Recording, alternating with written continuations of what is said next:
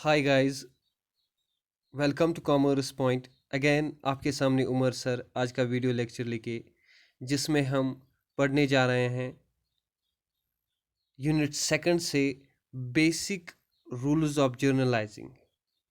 आज तक इस यूनिट से हमने अकाउंटिंग इक्वेशन, इसके बेसिस और जर्नलाइजिंग के मीनिंग्स क्लियर किए हैं। तो इस आज के बाद जो हम इस वाले वीडियो में जर्नलाइजिंग रूल्स, डेबिट और क्रेडिट के रूल्स क्लियर करेंगे। ठीक है, तो जो जर्नलाइजिंग के रूल्स हैं उन पे हम स्टार्ट करते हैं। जर्नलाइज में हमें देखना होता है, जब भी हम जर्नल बनाते हैं, जर्नल जैसा कि आपको मालूम है, जर्नल एक डे बुक होता है जिसमें हम बिजनेस के डेली ट्रांजैक्शन रिकॉर्ड करते हैं। उसमें हमें दो फोल्ड आस्पेक्ट रखना होता है, ड्यूअल आस्पेक्ट कंसेप्ट जिसको कहते हैं। एक को डेबिट करना होता है, दूसरे को क्रेडिट करना होता है। तो यहाँ पे हमें क्वेश्चन अराइज होता है कि किसको डेबिट करेंगे और किसको क्रेडिट करेंगे। जैसा कि आपको पता ही है, ट्रेडिशनल अप्रोच है इसके लिए और मॉडर्न अप्रोच है।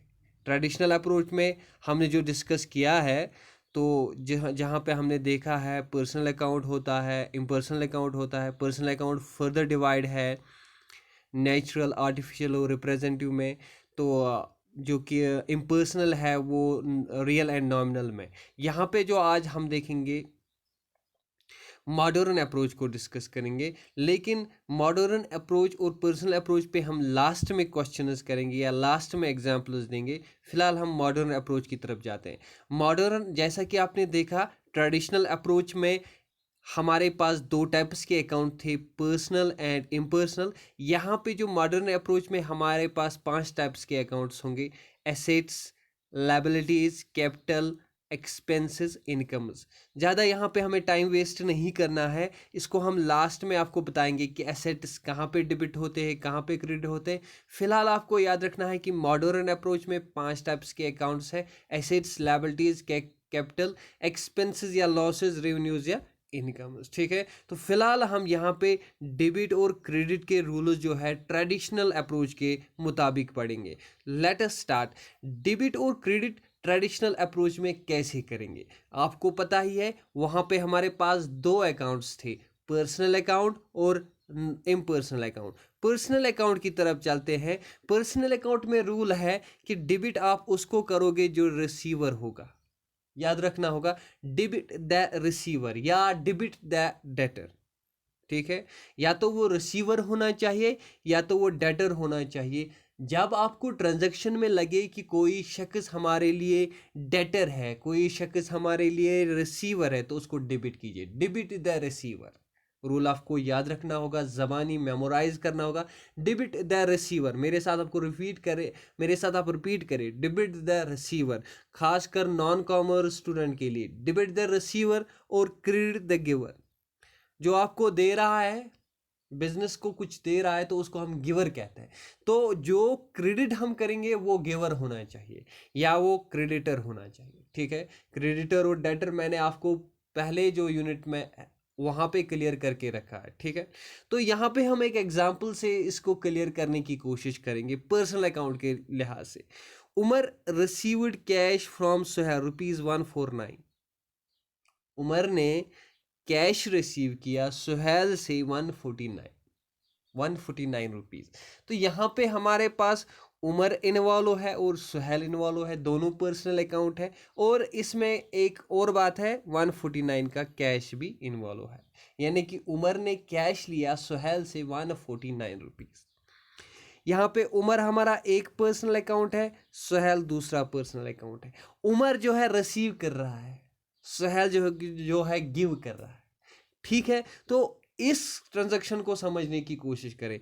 Umar is a personal account and is receiving cash. Suhail is a personal account and is giver of cash. Let us start in the books of Umar. अगर हम उमर की किताब में जाएंगे तो उमर का जिक्र नहीं आएगा।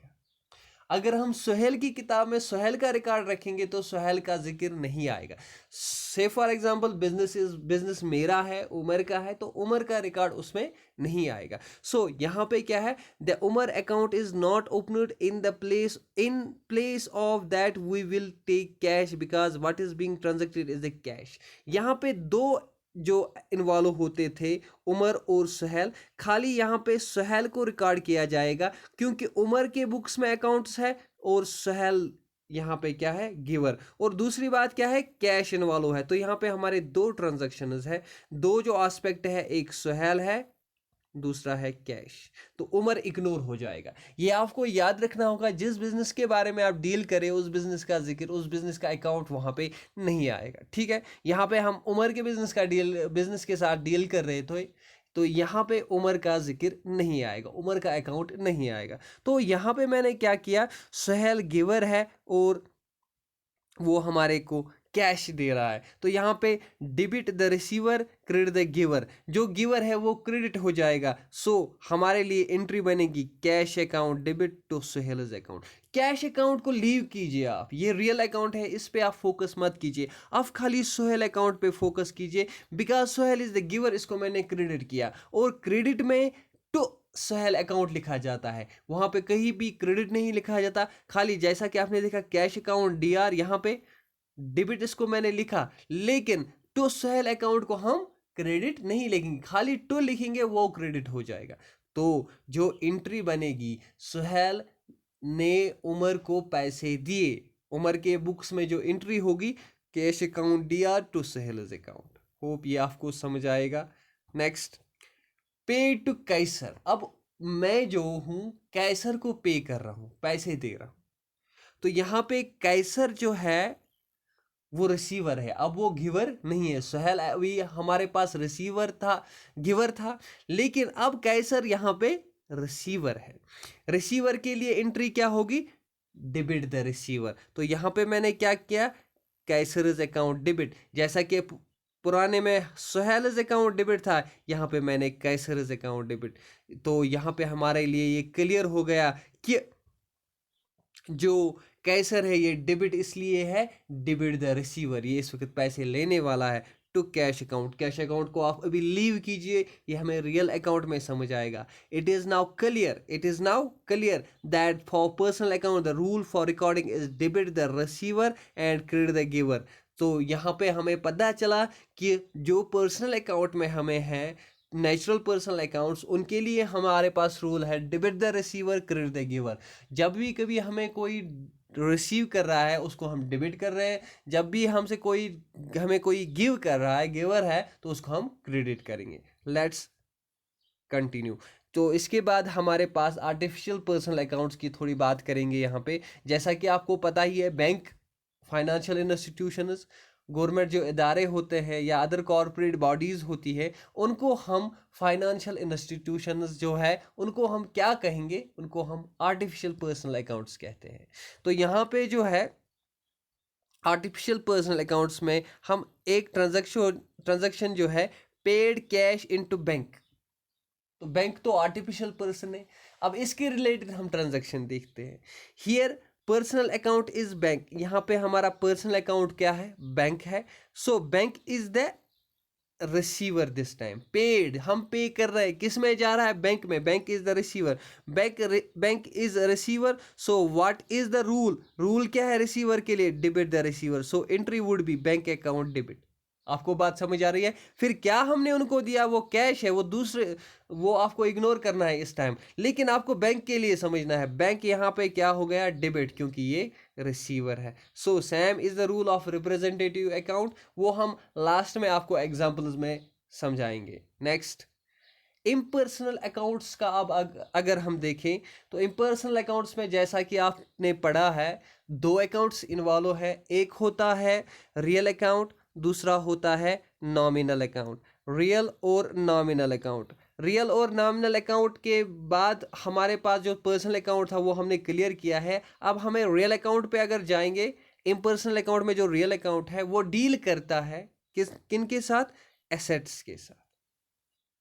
ठीक है, एसेट्स और लायबिलिटीज के साथ वो डील करता है। फिलहाल हम यहाँ पे एसेट्स को देखते हैं कि क्या रूल रहेगा रियल अकाउंट में।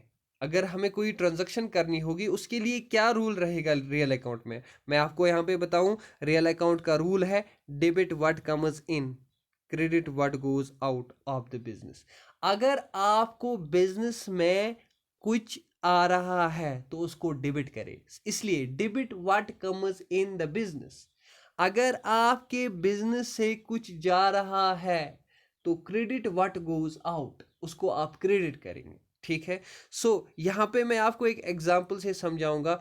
परचेज्ड मशीनरी फॉर कैश, हमने मशीनरी लाई, चाहे मोटर लाया, चाहे कंप्यूटर लाया, चाहे कुछ भी लाया, कैश, यानी कि 1 लाख रुपए लेके गए तो कैश में हमने वहां पे क्या लाया, मशीनरी लाई। तो यहाँ पे दो अकाउंट्स इन्वॉल्व है, एक तो मशीनरी अकाउंट, दूसरा कैश अकाउंट। दोनों जो अकाउंट्स है एसेट्स है। एसेट अकाउंट किस में आएंगे, रियल अकाउंट में। रियल अकाउंट का रूल है कि जो आता है उसको डेबिट करे, जो जाता है उसको क्रेडिट करे। आता क्या है, मशीनरी, उसको हम डेबिट करेंगे। जाता क्या है, कैश, उसको हम क्रेडिट करेंगे। यहाँ पे आप देख सकते हैं machinery and cash. Machinery is coming in so machinery account is debited, cash is going out so cash is credited. Entry would be machinery account DR to cash account. यहाँ पे आपको कैश अकाउंट समझ आया होगा।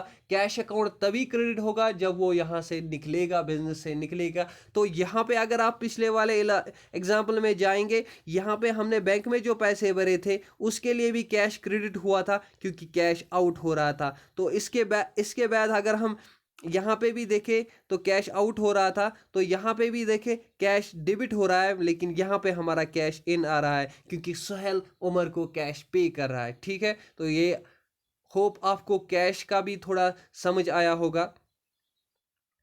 तो यहाँ पे और एक एग्जांपल से मैं आपको यहाँ पे इंफॉर्मेशन देना चाहता हूँ कि रहीम इंट्रोड्यूस्ड कैश इनटू बिजनेस। रहीम ने बिजनेस में कैश डाला, तो यहाँ पे दो अकाउंट्स इन्वॉल्व है, रहीम और कैश। पर्सनल है दूसरा, एक तो पर्सनल है रहीम, दूसरा रियल है। तो आपको इसका सॉल्यूशन खुद ढूंढना होगा। मुझे बताइएगा कमेंट्स में क्या ट्रांजैक्शंस होगी इसकी। नेक्स्ट जो है नॉमिनल अकाउंट। अब हम नॉमिनल अकाउंट की बात करेंगे कि नॉमिनल अकाउंट में क्या रूल्स रहेंगे डेबिट और क्रेडिट करने में।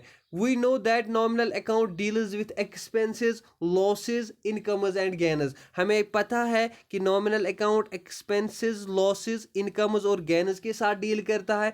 तो अगर हम एग्जाम्पल से स्टार्ट करें, पेड सैलरी फॉर स्टाफ, हमने स्टाफ को सैलरी दे दी, पेड यानी कि दे दी, कैश में दे दी। ठीक है। यहाँ पे हमारे पास दो अकाउंट्स इन्वॉल्व हो गए, एक तो सैलरी, दूसरा कैश। सैलरी आपको पता है क्या है, एक्सपेंस है। कैश क्या है, एसेट है, यानी रियल अकाउंट। सो यहाँ पे भी हमें एक एंट्री हो जाएगी। दो अकाउंट्स इन्वॉल्व होंगे, एक सैलरी होगा, दूसरा कैश होगा। तो जो एंट्री हो गई, salary account debit to cash account. Salary क्यों डेबिट हुआ, क्योंकि ये एक्सपेंस था। क्योंकि नॉमिनल अकाउंट में रूल है debit all expenses and losses, जो कि मैंने आपको अभी बताया। Debit all expenses and losses, credit all incomes and gains. यहाँ पे हमें देखना होगा कि डेबिट जो हमें करना है वो ऑल एक्सपेंस को करना है, क्रेडिट जो हमें करना है ऑल इनकम्स को करना है, ऑल गेन्स को करना है। तो दो साइडेड एस्पेक्ट है, expense and losses, incomes and gains. अगर आपको कोई एक्सपेंस है उसको डेबिट कीजिए, अगर आपके पास कोई इनकम है तो उसको क्रेडिट कीजिए। ठीक है। यहाँ पे आपको और एक एग्जांपल एक्सपेंस की दूंगा। पेड स्टेशनरी, इसकी आप एंट्री कीजिएगा। पेड इंटरेस्ट ऑन लोन, इसकी भी आप एंट्री कीजिएगा। Paid rent to landlord, landlord जिनको हमने किराए पे लिया है, जिनका हमने मकान किराए पे लिया है या ऑफिस किराए पे लिया है, तो उसको हम रेंट दे रहे हैं, उसकी भी आप एंट्री कीजिए, मुझे सेंड कीजिए व्हाट्सएप पे।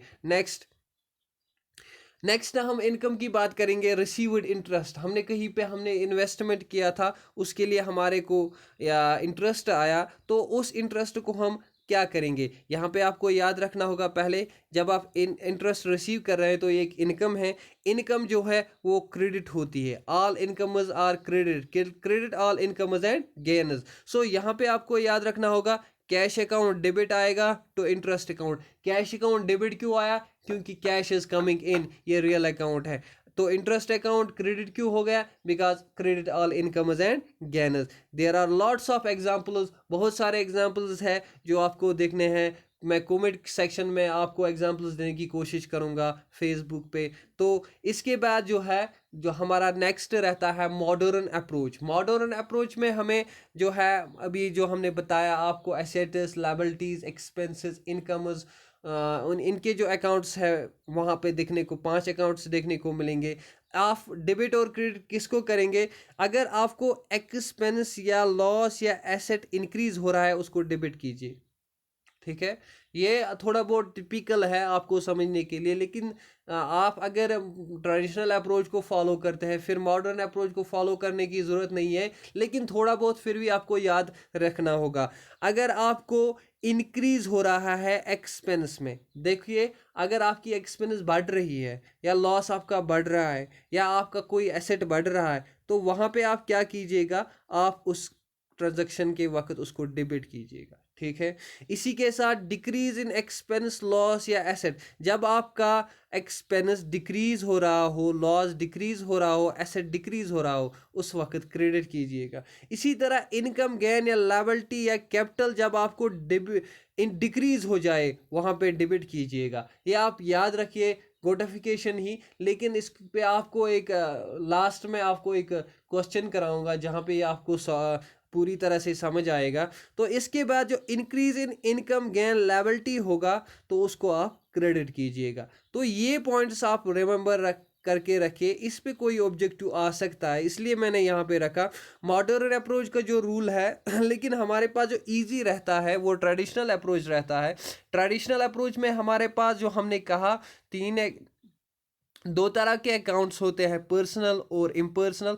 पर्सनल अकाउंट में हम कैसे रिकॉर्ड करते हैं, debit the receiver credit the giver. और इसी तरह इम्पर्सनल में रियल अकाउंट को देखें तो वहाँ पे debit what comes in, credit what goes out. इसके बाद हम देखते हैं नॉमिनल अकाउंट में debit all expense and loss, credit all incomes and gains.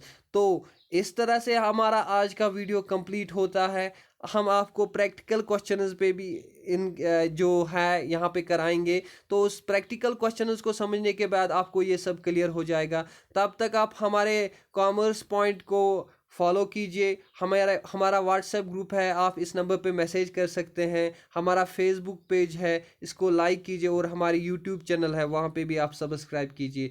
Thank you very much. जो हमारा नेक्स्ट टॉपिक रहेगा वो वोचर यूनिट 3 का होगा, voucher approach in accounting. Thank you very much, thank you.